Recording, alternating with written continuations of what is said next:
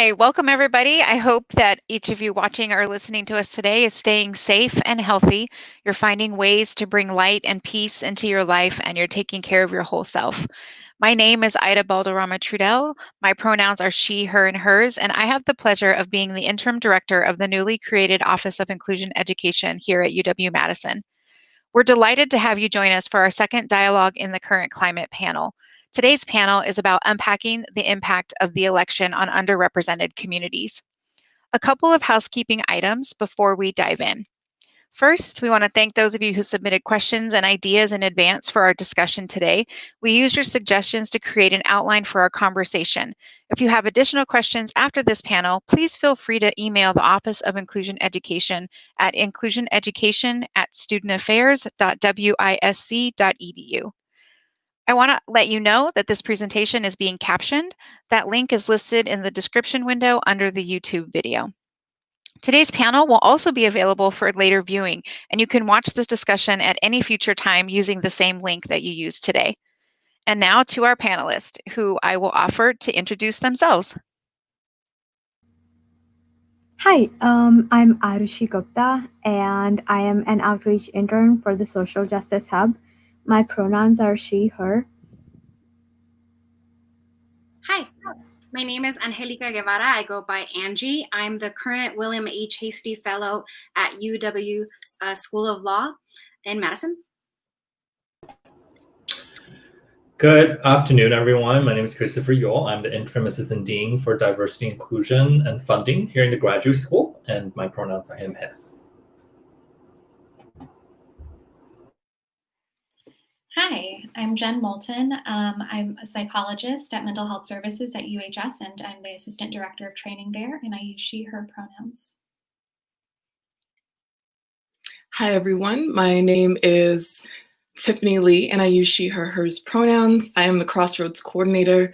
My role is split between the Gender and Sexuality Campus Center and the Office of Inclusion Education. I work with queer and trans students of color. Thank you all so much for joining us today. We are so excited to have you spend time with us and sharing your time with us. I want to start by asking each of you to offer some insights and reflection on a question that really gets to the heart of our discussion today. You'll each have about 5 minutes to share your thoughts. So the question is, tell us a little bit about how communities that you are involved with on campus, so for example, BIPOC, international students, LGBTQAI, disabled, veterans, etc., how are those students impacted by the current political climate, and what do you find to be a great need for them during this time, particularly in how it relates to your role on campus? So I'm going to rephrase it again just because I think I might have gotten confused myself there a little, but just tell us a little bit about the communities that you're involved with on campus and how they might be impacted by the current political climate, and what do you find to be their greatest need? Arushi, let's start with you. All right, so I am an international student and I come from India, so I am South Asian. Something that I feel like a lot of international students struggle with is that there are so many changes being made when it comes to F1 visas in the United States, and we don't have a voice. Like we cannot vote, obviously, and we don't have any say in what's happening. I mean, a lot of international students have never been to the United States before. For me, I was so excited when my flight landed at O'Hare International Airport in Chicago, and I stumbled into the United States thinking it would be exciting and college would be a time of discovering and rediscovering myself, making new friends, and researching how staccato bursts of electricity in the brain enable thoughts, perception, memory, emotions. But I quickly realized that being an international student is not easy. The current administration is making so many changes to a lot of policies that really negatively impact international students. And we're not immigrants or potential immigrants. A lot of us, like the official term for us, is a non resident alien. So I think something that we really want is for our peers to advocate for us, for the University of Wisconsin administration to advocate for us.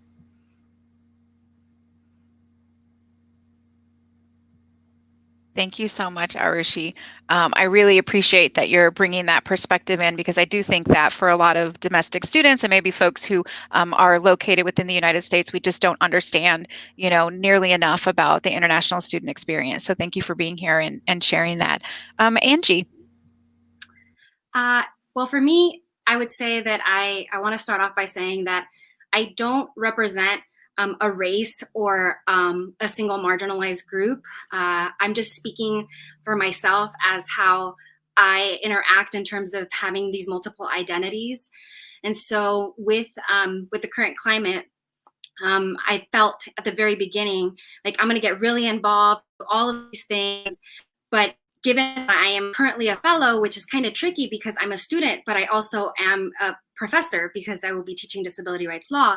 So I felt myself overwhelmed in that the very reason why I'm at UW is because I got this fellowship, which took me 19 years to get. So how involved can I get outside of schooling in the community when I'm trying to just keep it together, which I'm sure non-traditional students are doing the same. Maybe those that are coming from dire poverty, those that are parents, those that have to work at the same time that they're going to school.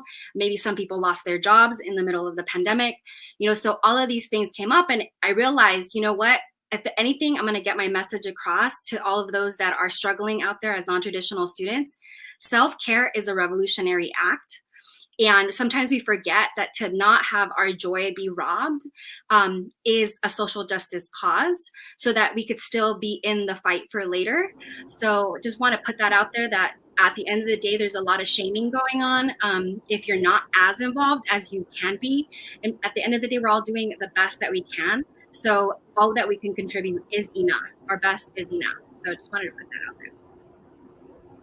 Thank you so much, Angie. Yes, I appreciate you locating your story, within your own intersection of identity. I think that's always a really great reminder, for all of us. And, that self-care is a revolutionary act. I'm looking forward to unpacking some of that a little bit more a little bit later in our conversation. Christopher, could you share a little bit with us? Yeah, I'm so glad to go after Angie. And I think I work with large numbers of underserved graduate student populations like Angie, who are also balancing work, research, study, while navigating the pandemic and being bombarded by all the political advertising that we see on television, on your phone, everywhere you go, really. So I think for this particular population in a graduate education realm, who have all these different competing priorities and identities, I think so that's the kind of the student population that I work with. I think for a lot of them, it's really just both emotionally and physically. So I think for these students, they are really seeking the personal connections.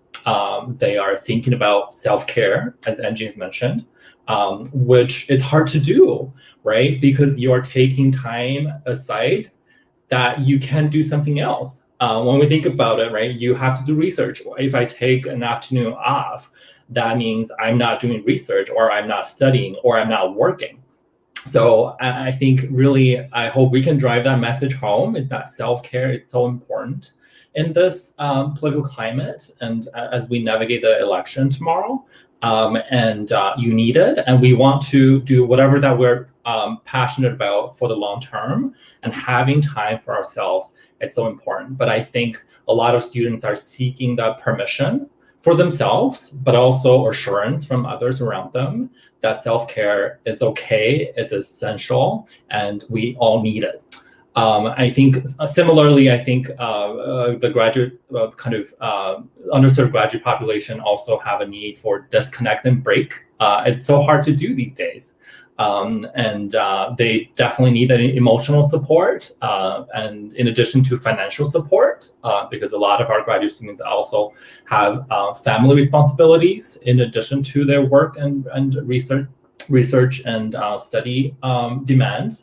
And I also want to talk a little bit about kind of personally how this climate is kind of impacting myself.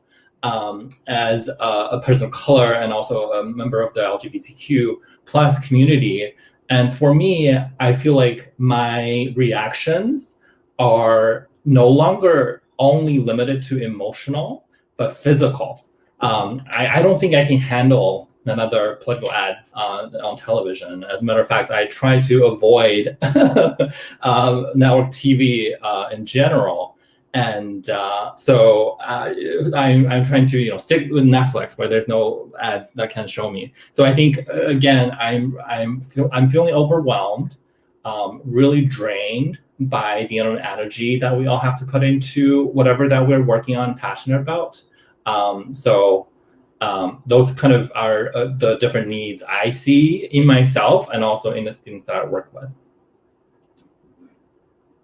I really appreciate that, Christopher. I certainly felt that, for myself when you were talking about competing priorities and overwhelm. I think that that is a really important piece to put in there that, all of us on this panel are also experiencing, the world right now in a particular way. And it's good for us not to forget about that with that.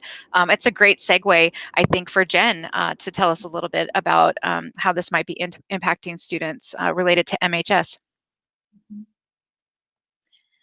Yeah, I'm sitting here listening to everyone and I'm just like, yes, to all of the things that everybody has said, both for us as individuals here on this panel, that we are all experiencing this current climate, and it's really overwhelming and can be a lot to navigate. And what we're experiencing, or what students are experiencing too at mental health services, we're seeing a lot of students coming in seeking support to manage a great deal of anxiety, feelings of uncertainty, like worry, and just straight up fear. Like, people are very fearful about what's going on and how this election is going to go. And particularly if you hold marginalized identities, that it's hard not to feel overwhelmed by everything that's going on. And it all makes sense. All of these feelings are valid and real. In the current climate, we're seeing all the ways in which marginalized communities have been impacted in really harmful ways. We're hearing hateful rhetoric all the time in ways that have been normalized and emboldened. There have been so many efforts to silence voices, suppress votes, and that can feel really unnerving and unsettling. And it's incredibly difficult to navigate. And so I think with all of those things, it's more important than ever to find different ways to connect with others, engage in community, be in spaces that feel supportive and affirming, which is hard to do, particularly given the pandemic where people are feeling more isolated. And so I think as part of mental health services, we've been very intentional and thoughtful about thinking about all the ways in which we can try and provide support to the campus community, while also being conscious of ourselves as providers too, of how do we take care of ourselves to better care for the campus community.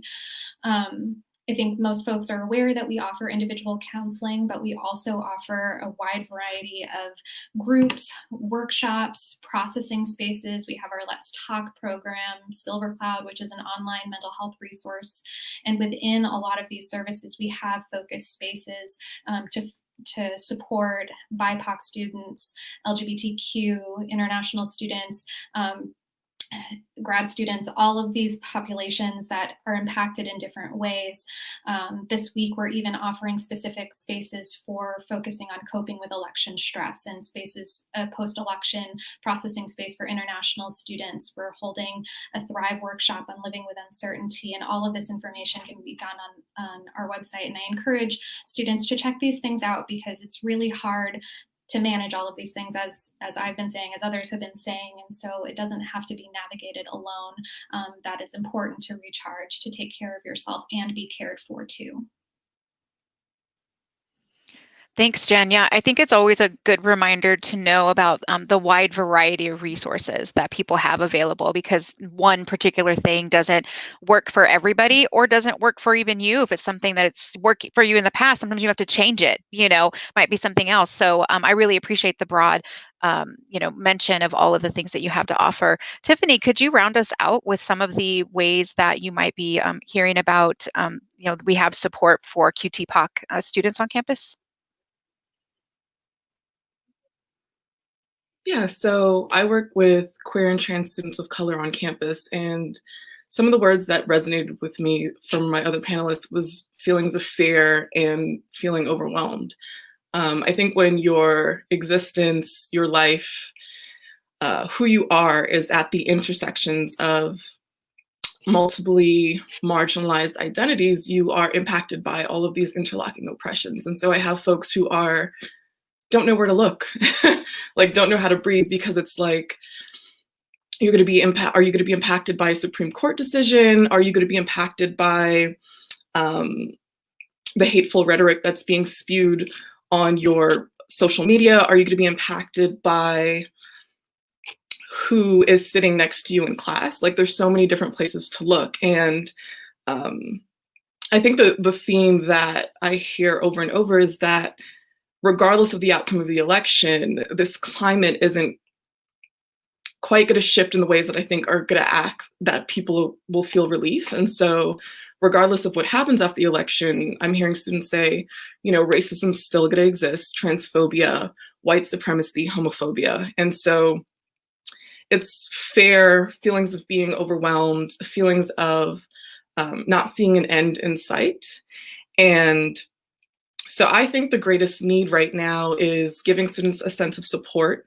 Like, with all of these big moving pieces that we can't control, I've got you, like we've got you. So we might not be able to control the huge, scary pieces, but we can control our interactions. And so, like, we can't control what happens in the Supreme Court, but we can get you access to resources. We can't control the handling of the global pandemic, but we can give you some access to community. I can't stop if some harmful interaction happens on the street corner to you or in your classroom, but I will help you file a bias report. And so what I've found of like student needs is offering support in the ways that we can and offering community in the ways that we can. And so here at the campus center, we're actually going to be having processing spaces. We're consistently trying to find ways to allow LGBTQ folks and LGBTQ folks of color to connect with each other in these times. Thank you so much, Tiffany. So our first question actually relates a lot to some of the nuggets that you all were dropping for us in your introduction. So I thank you for the breadth of knowledge that you just shared with us. And I also want to invite folks to take a minute to take a breath. Maybe make sure your shoulders are down. I know I found myself in the intro, just my shoulders were creeping up. So as we are getting ready to move into some of the questions at a little deeper level, I certainly encourage you to be mindful about what's happening in your body. Take a drink of water, take care of yourself. And because we're recording this, if you need to step away, that's also okay, right? I think that, it's always a good reminder that that you have a choice in this and the way you're interacting with us, and that we'll be here on video should you not be able to stay with us right now and take care of yourself. But we certainly hope that you do.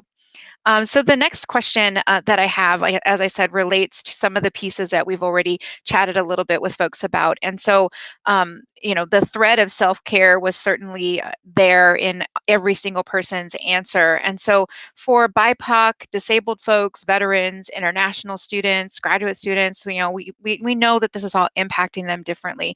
The intersections of their identities and many of the things that you all have mentioned impact them differently. Could you address in what ways you all suggest that folks both find ways to care for themselves and participate in community care as they experience the impact of the election and the current climate? And Angie, I think we're going to go to you first. So it's tricky because and while going through this entire process and interviewing for law schools, I've been getting questions from law students that would be interviewing me saying, okay, you as a professor, if there was something racist or sexist or ableist said in class, how would you address it, right? And so of course, I would definitely address it in the classroom, but then I'm thinking, okay, I'm there for the students, and then who's going to be there for me, right, when I go into a certain law school as a faculty? So I'm seeing it on both ends. And even just this morning, I had to give myself a pep talk because I was just falling apart. I was just crying. And the first reaction that I had is like, no, you're not supposed to cry because you're supposed to be tough. You're supposed to put on this face that you've got this, because especially in the legal arena, it's this idea of you're not allowed to cry because you're having to be able to be very rational, very reasonable. But what about my emotions, right? where can I let those out? And so of course there are support groups, but what do you do when you're in the moment, right? And you're falling apart. So I just kept saying, you know what, Angie, have a good cry it out. It's totally okay. Reach out for support. So I ended up texting my brother and saying, you know, for the first time, I feel like I'm afraid to step outside when I see trucks with like Trump flags. And I know that people keep saying that it's in people that are voting a certain way is in a spectrum. Like that may all be well and good, but the fear is still there. So after I talked to my brother, the first thing I did was I put on comedy. I put on something to make me laugh, not ignoring the issue, not ignoring the problem. It's just saying I need to hold it together after letting a good cry out to just come back to my joy.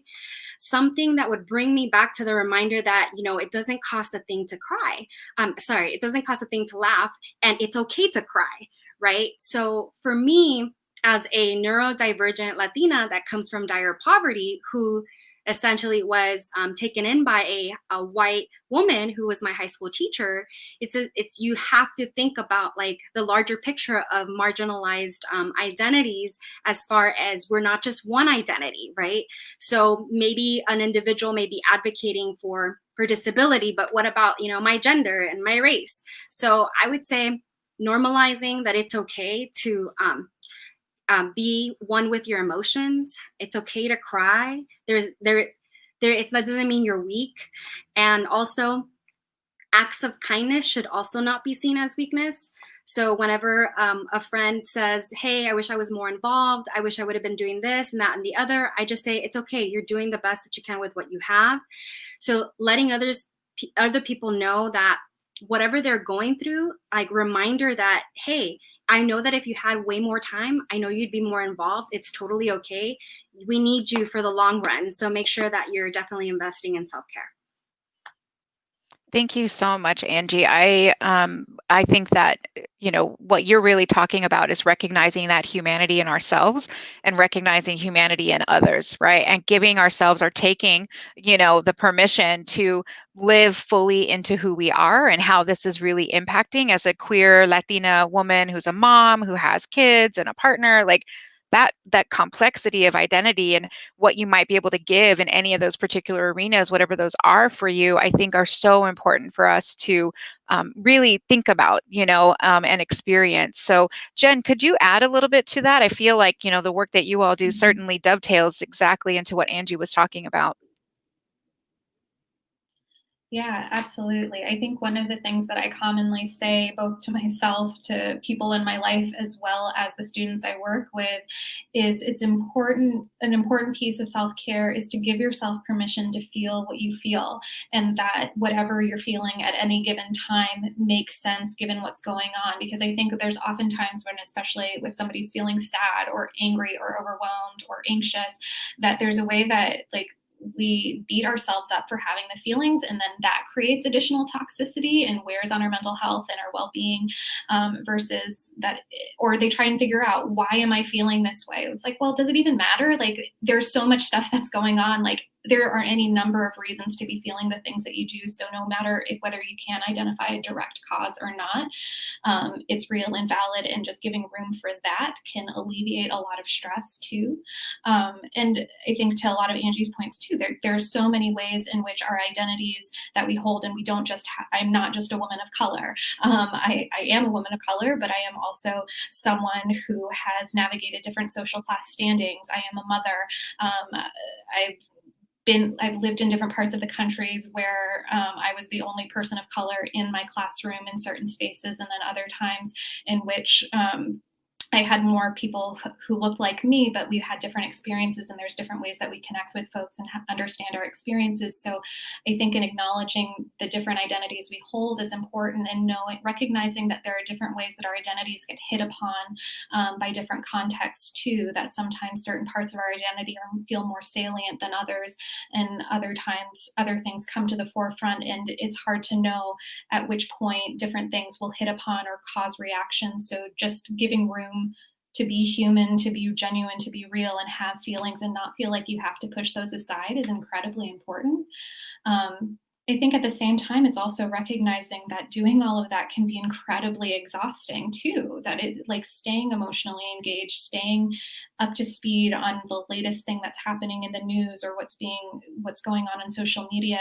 It's draining, and it's important to stay informed, but it's also important to know how to set boundaries, how to set limits, how to step back so that you can refuel, recharge, to be able to be present again and connect with people in your life, as well as take time for yourself too. Absolutely. I think that the reconnecting and the recharging piece is so important. Tiffany, I feel like you might have some more to say about that related to self and community care. Yeah, it's funny because I had actually had a self-care plan for the election week. I was like, I'm just gonna go off into the woods and do puzzles and yoga. I'm like a yoga teacher. And I was thinking and realizing like, that's a privilege. Like a lot of self-care things come with privilege. Like I have access to a job that allows me time off. I have access to maybe pay for an Airbnb. And so I think when we talk about self-care, we should also talk about like who's privileged enough to access what types of self-care. But what I wanted to say here was to think about community and collective care. And like, so I'm a deep, deep believer in community care. And I think that that model is, for me personally, like more supportive and more sustainable and more rooted in social justice values. And I think community care is also self-care. And I think often, to Audre Lorde's quote of, without community, there is no liberation. And you don't have to do it alone. I think if we all kind of realized that we're not in this alone and we all come together, that our mode of support will be richer and thicker. I think that this current moment has brought a lot, but I think it's also brought a lot of moments for collective care to be enacted. I know QTPOC folks who are out working on farms. I know folks who at protest are actually doing community yoga classes together. There have been so many mutual aid groups opening up. There have been folks have opened up pantries within their communities. And so in my humble opinion, like this pandemic has been isolating enough.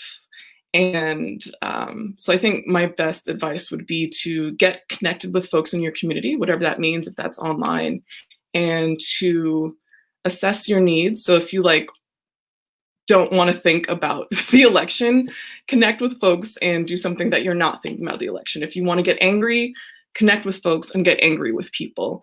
If you want to build community and like have an action plan, connect with folks and have an action plan. I think we need each other. Mm-hmm. I really appreciate what you said, Tiffany, about having a plan, right? I think that it's not something that people think about often related to, that there might be something coming up that could be potentially traumatic or triggering or just not good for you, personally, given, who you are. And I don't like, we're so used to reacting to what is happening to us, that the idea of having a plan is not always there. And I also really loved your point about that sometimes the way that self-care is put out there is is a privilege, right? And so that we do need to recognize like what that is, but that the idea that community care is self-care is so important, and it reminded me again about Angie's initial comment about self-care being revolutionary, right? Because if we're filling ourselves, if we're taking care of ourselves, then we're here to continue engaging in whatever ways we want to engage. So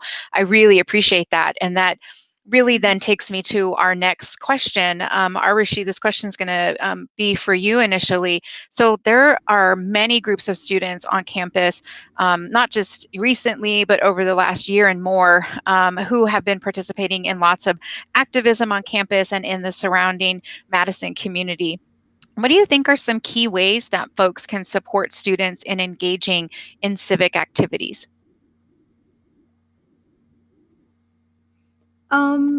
So I know that a lot of people will tell you that Madison is a diverse place and very liberal. Compared to all of Wisconsin, yes, it definitely is. But talking to international students who have been studying at other university, UW-Madison is not a very welcoming space for students of color. Um, I have talked to so many people who would say UW-Madison is so liberal, it is so diverse, it is so progressive. But the fact is, it has less than 3% students who are Black, and I'm not even talking about Indigenous students who make up less than 1% of the entire UW-Madison population. There are students and numerous communities working towards making a change. I think a lot of students at UW-Madison need to listen more to BIPOC voices instead of making this their own narrative. Um, in addition to being an outreach intern at the Social Justice Hub, I write for the Badger Herald as a city news editor, and I have covered and reported on stories on science, human trafficking, protests, nonprofit organizations, you name it, and I've probably covered it. When we're talking about Madison, Freedom Inc., Unidos Against Domestic Violence, Urban Triage, 350 Madison, there are a lot of local organizations in Madison who want to offer you support. I know that Freedom Inc. will provide Black and Southeast Asian students housing if they don't have a place to live in anymore. But the problem is that they struggle with funding. And you can say that, hey, they were awarded $100,000, and that's a lot of money. But the fact of the matter is that if $1,000 are only going to pay rent for a month, and you're not even talking about groceries and so many other things, and there are so many families in Madison that need that are out of a job, they don't have money. So I just want to say that in addition to communities in Madison, there are students who are working at the city and county government levels to make an impact. The alder who represents the UW campus district at the Madison Common Council is a UW student. The Dane County supervisor, Elena Hassel, represents the UW campus at the Dane County Board of Supervisors, and they are a UW student. In addition, the Student Inclusion Coalition was formed last year after the homecoming video that came up last year, which had no students of color in it whatsoever. There are a lot of orgs who are, advocating for students who are BIPOC, like the BIPOC Coalition, which was formed this year to advocate for the needs of BIPOC students on campus.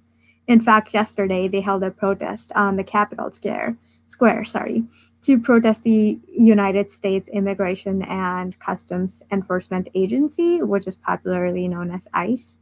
When I talk to international students who are studying at other campuses all over the United States, the services and support that their universities give them and their communities give them is beyond what, in my experience, I have received at UW and in the Madison community. If we are talking about the International Student Services, which is, which handles everything that an international student would need, or you go, if you have any problems, any issues, you go to them, they offer a robust list of services to you. But at the same time, when I talk to other friends who are studying on other campuses, they get so many more services than we do at UW. So I would say that it is the UW administration that needs to do better.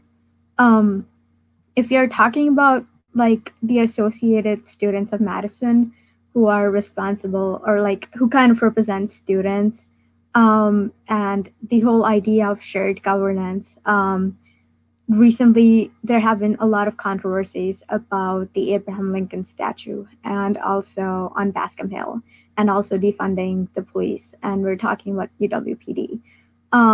For instance, Chancellor Blank said that she will not be removing the statue or defunding UWPD.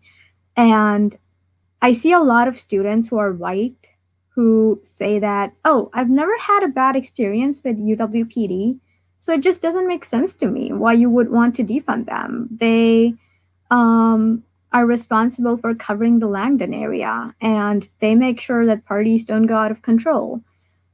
Sure, but in my experience, I've seen students reach out to me and tell me that they've had horrifying experiences with the UWPD. And in fact, Chancellor Bank recently said that the reason why she won't defund the UWPD is because she personally has never heard of any bad experiences students have ever had with UWPD, which is also not true because a few years back, I would say probably 2 years or 3 or 4, um, hundreds of UW faculty signed a letter to Chancellor Bank because UWPD arrested a student really violently in the middle of a class.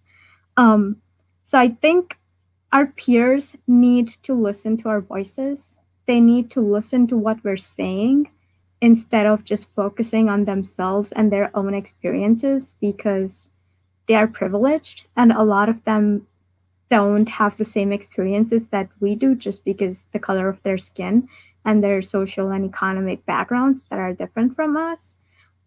Not I am a brown person and obviously I'm South Asian, so I'm not trying to say that my experiences are the same that somebody who is black would have at UW or even the United States. I do have more privilege than they do, but it's important for people to really listen to what their peers of color are saying to them. You need to really listen about it when we say that, hey, we're having bad experiences. Just because you've never had a bad experience doesn't mean that bad experiences don't exist. And even if we're talking about how so many communities or student organizations on campus are advocating for students of color, I think our peers need to help them. They need to be with them, be the voice with them, advocate with them, participate in the discussion, write to the deans, write to everybody, and instead of just criticizing just because you've personally never had the same experience. I think Yeah, that's really Arushi, I think that yeah, I think that all of the things that you brought up are so incredible because I think that we don't often hear those, in the way that you explain them, right? Like you talked about, supporting students in, their civic, responsibilities related to maybe, serving on different, advisory boards or government boards. You write for the Badger Herald. There are ways to get involved, in student activist groups. I think that people being informed and educated and on all sides of of what is going on is so important. And so I think you provided a really comprehensive way for us to be thinking about that, particularly for a lot of the student groups that you brought in. And that level of understanding is certainly much needed. So I greatly appreciate you sharing all of that with us. Angie, did you have a little bit you'd like to add to that conversation? Yeah, I was thinking more of the practical sense on if you are overloaded emotionally, you could support somebody that is doing that civic engagement by saying, I can babysit for you. Obviously, this also has to be in a social distancing style, right? I can babysit for you. I can cook for you. What can I take off your plate so that you could keep going, right? And to speak to light skin privilege, which I completely agree in taking into account, like just because you don't experience that doesn't mean that another person doesn't experience. I mean, I'm coming from a place where I grew up in Los Angeles, which it has like the second largest amount of Mexicans other than, Mexico City. And then I went over to Oakland, Berkeley area, which is very diverse. And then I come here, and the first thing I noticed within the first 2 weeks, I started to really look at the color of my skin differently. And I ended up going and accessing the resources on campus. I went to 2 different support groups because I realized that I was starting to internalize that self-hatred and colonization, even though this is what I studied. So I couldn't understand, why is this taking over my mind that I'm starting to get depressed? So I did happen to access those resources. But again, that I was able to access those, that doesn't mean that it's available for everyone. So I will put out there that I had to first check my own privilege and thinking about what is it that I'm benefiting from that other people don't have. So with that, I will just add a little note of what I had to overcome in order to just be okay with accepting help. I did have to use, just for a period of time, the food bank when I was struggling. And when I got here, I went to meetup groups for the deaf community. And in there, I met a white woman. And so when the protest started to erupt and I was going to the grocery store, it's the first time I ever felt like somebody looking at me as I didn't belong. So I had to ask my friend, who's a white woman, can you please go grocery shopping for me? Ask for help for when I needed, because I didn't want to feel that way. And whenever she offered, hey, I'll cook you some food, I know you're overloaded, I had to just swallow my pride and say, you know what, I will take your help. I'm not going to say no. How can I work within myself to be okay in accepting the help? So receiving is also a big component in that self-care, because you can't just ask for the help. You also have to be willing to receive it. So I'll leave it at that. Yeah, I think that when we're thinking about students or even ourselves, when we're engaging, in activist activities, whatever that may be for us, it could be volunteering, somewhere, it could be, at a protest, it could be in some of these other groups. I think that what you're saying, Angie, is so important that we still need to be thinking about how are we caring for ourselves, because we can put so much of ourselves into all of those spaces and into that work that it can be detrimental to us. And I would say for students, as somebody who was an advisor for many, many years on campus, right, it can show up in the classes, right? And so like reprioritizing that and finding, like saying like, hey, I need help. Like this was really important to me. I needed to pop out of it and now I need to take care of academics, right? And so I think that the not shaming people and asking them what they need in the moment, whether it's food or somebody to, like engage in a conversation with them, or, helping them figure out, sometimes basic things if they've gotten into a hole, like where they really just can't, pull out of it, is so important, is that reach out, even if they're involved in some of these activities. So thank you both for that.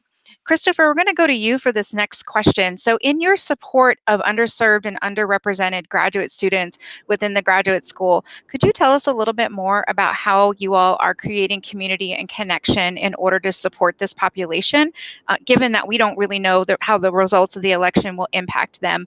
And if you could also maybe address some fears that are coming up for them that you might know about. Yeah, absolutely. I think one thing that I realized very early on into the fall semester is the fact that many graduate students want to take action. And I assume this is also not unique to the graduate student population. This will apply to all the student population on this campus, is the question folks are asking themselves, what can I do?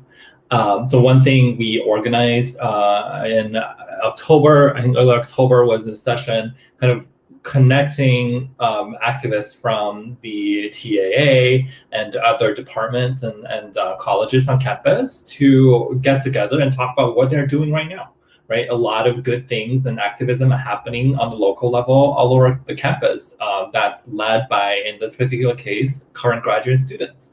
So that really kind of opened the door for students to share best practices, but also more importantly, to connect with each other and talk about the different challenges and obstacles they're facing. So that's been very well received. And we actually had a second follow-up conversation with the students that are interested to, again, just to share and connect. So I think the need to understand that you are not alone on this campus, right? There are other folks who want to do similar things you are trying to advocate for, and how we can connect with them, and community that Tiffany was talking about earlier is so important. And we don't want you to go at it by yourself. And we want you to be able to vent with others driving the same change, and also share best practices and talk about what's the most effective way to drive change on this campus. In terms of fears, I think there's a lot of fears that's shared across different student populations on this campus. For me, I have fears about my safety that I think a lot of in general also share. There's fears about survival, right? Basic needs in terms of how do I feed myself tomorrow? How do I continue to pursue my research and study, but also feed my children, right? how do I teach being a being a teacher at homeschool while taking on work responsibilities? So I think those are kind of a lot of fears I've heard, and also I've heard fears about their rights being taken away, and that's very real, myself included, right? And I think, and those are big fears that, as Tiffany said, we may not be able to control, right? I think it's very important for us to think about what we can control, how we can contribute, and how we can direct folks to different resources. Yes, Jen, I know that MHS partners with the graduate school. Do you want to share a little bit more about some other offerings that you all have? Sure. Yeah, we offer a wide variety or a number of graduate support groups for folks to connect with around their experiences as grad students, to process their experiences, to connect, as I just said, and to just have a space to be cared for. This semester, we actually rolled out a whole new workshop series specifically dedicated to graduate student experiences. And these ones, unlike our support groups, which usually are semester-long commitment, which provides consistency of care, being able to come each week and have a designated space to process and connect. The workshops are a lesser commitment that people can sign up based on the topics that interest them, and come once, come more than that, to share in those experiences. I know I work really closely with the grad school about figuring out different presentations that are of interest to graduate students, of like how to care for oneself, how to flourish, how to survive. I think there are ways in which all the normal graduate student stressors of feeling like, am I good enough to be here? Do I belong? That whole imposter syndrome phenomenon that a lot of people experience, they're being exacerbated by the current climate. That question of, do I belong here? It has all of these other layers. It's not just like, am I good enough to be in this program? It's like, do people look like me in this program? If I'm experiencing a challenge, are there people who will support me and understand my experience? If I'm experiencing a challenge, will people get it, and will the help be there if I need it? And so I think that those pieces are really salient for a lot of folks, and the fears that Christopher spoke to are, I echo, are very real and very valid, and are coming up for a lot of folks. So it's important to have other like mutual spaces of connection and understanding. Christopher, did you want to add one other thing quickly? Yes, very quickly. I think because of the unique kind of position graduate students are on this campus, a lot of them actually have access to employee-specific resources, such as Silver Cloud, Life Matters, as well as our employee assistance programs. So that's one more thing that some graduate students who have official appointments can also pursue as well. Yes, I really appreciate that reminder. As somebody who got her master's degree here, I certainly utilize that for me and for my family related to healthcare. One other thing I would say specific to graduate students, and a little bit of a plug. Last week, I did a talk for graduate students about embracing strong emotion. And I think one of the pieces that will be coming up for people, regardless of the outcome of the election, will be that there will be some kind of transition, right? What the transition looks like might be different, and transition often relates to these experiences we have related to grief and loss. And I really encourage folks to lean into that and think about what that means for them. If you're a graduate student, certainly go find that chat. But I think the idea that the transition is hard for folks, regardless of like any transition, but this one is so wrapped in so many other things that it's particularly important, and that it's a grief process in many ways for some people, or it can be, regardless of outcome. So just want to add that to it. For our final question, if everybody could have about a couple minutes to answer this final question, we'd really like to hear from you all.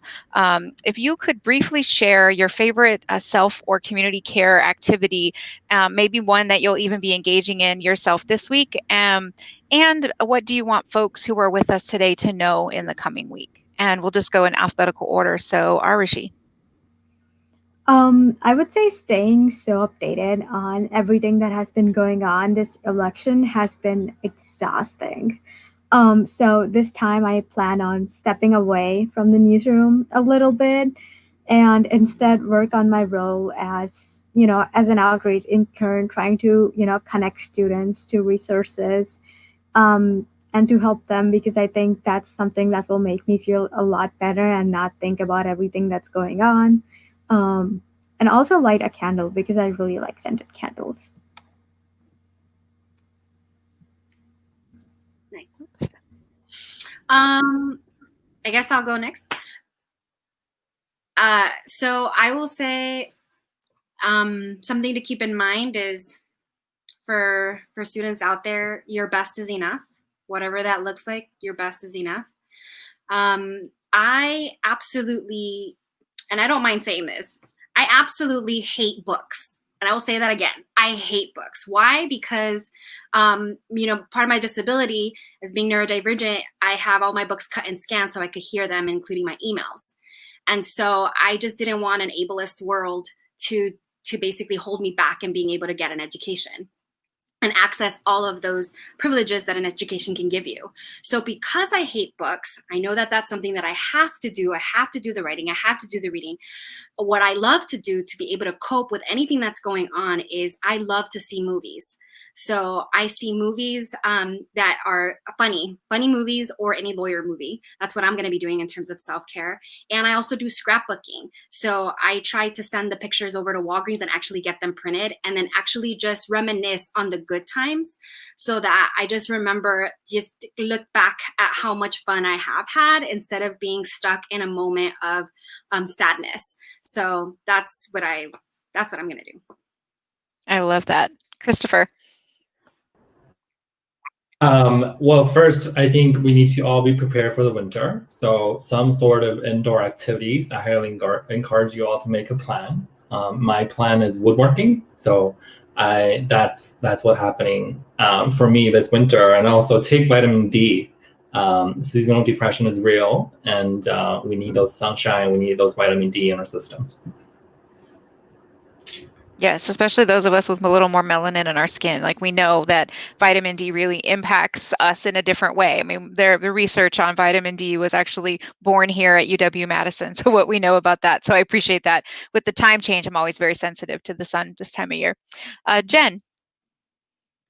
I think in contrast to Christopher, I've been trying to think about how to still get outside even when it is cold and in the winter, and how to prep myself. So I'm in trying to get as warm of coats, and how to just layer to be able to get some outdoor time, because I am spending so much more time indoors and working from home. So to get some fresh air, some sunlight in space, and then find ways to be comfortable outside. I think the other thing for me is finding different ways to unplug, which being outside is one of that, but unplugging from the news, unplugging from social media, to engage in joy, things that I find silly, watching trash TV or silly movies, or this isn't unplugging from social media, but finding funny memes, things that just kind of lighten the mood a little bit as a way of disconnecting from all the heaviness, I find helpful. Yeah, I really appreciate that disconnect. I think that's important. Tiffany, you want to round us out? Yeah, I will actually be competing with my friends in recreating Top Chef elimination challenges because I love that show. And so we'll be doing we'll be Zooming and assigning Top Chef challenges and cooking for each other. I think what I would like to leave folks with is to remember your body, drink the water, eat the foods, take your meds if you have them, take care of your body, remember to breathe. I think with all of this stress, breath isn't getting very far down into our body. and to reach out to folks if Thank you you all can. so much for that. I think for myself, a lot of the things that you all said, I'm like, oh, I love to go on hikes. Oh, I haven't scrapbooked in forever. I certainly love candles, and all of these pieces. So I think the reminders are helpful, especially given the way that we don't just accidentally run into people and be like, hey, what are you up to? Or what are you going to be doing? Right? Because so many of us are home, or in a place that's not where our normal routine is, where we would be running around, like bumping into other people. But I think for me, what I'm going to do, so I find a lot of solace in cooking and watching shows at the same time, not watching cooking shows because then I'm like, oh, I should try that. And then it's just not good. But just cooking things that give me comfort. So comfort food, and then watching a show, probably something funny or silly, so that it doesn't, feel as heavy, because I feel like the world has enough of that right now. And laughter and joy is so important. And knowing that even in, some of the hardest times, that, that little glimmer of laughter and joy is so good for us, right? I also practice gratitude very intentionally. And so I really encourage people to write down things that you're grateful for, 5 things every day. The Center for Healthy Minds here at UW-Madison has done a lot of research about this practice, that it can really shift, your brain, and contribute to a better mood. And so, a gratitude practice, and it can be little things. It could be your cup of coffee, that the sun is out, that, you would really like your friends laugh, whatever it is. I really encourage folks to, relate it to Tiffany's, like, centering on your breathing, and then also being grateful for, particular things, I think is really great. So, sorry, I took a weird breath intake there. I want to thank you all for, I'm going to take a drink. Hold on.